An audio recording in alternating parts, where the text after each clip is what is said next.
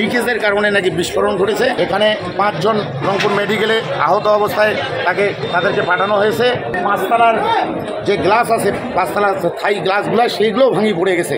শব্দ শুনে এসে দেখি অনেক বড় বিস্ফোরণ ঘটেছে এখানে, এবং এখানে 5 জন রংপুর মেডিকেলে আহত অবস্থায় তাদেরকে পাঠানো হয়েছে।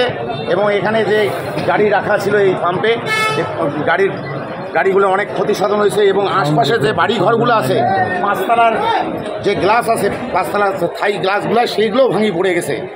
এবং আশপাশে অনেক বাড়ির ক্ষতি সাধন হয়েছে। আপনারা সেটা তদন্ত করে দেখেন কত পরিমাণ ক্ষতি সাধন হয়েছে, এটা আমি বলতে পারবো না। এটা ফায়ার সার্ভিস আছে, কারণ এখানে লিকেজের কারণে নাকি বিস্ফোরণ ঘটেছে। এই লিকেজটা লিকেজের কারণে এই বিস্ফোরণটা ঘটেছে, যেটা জানতে পারছি আমি।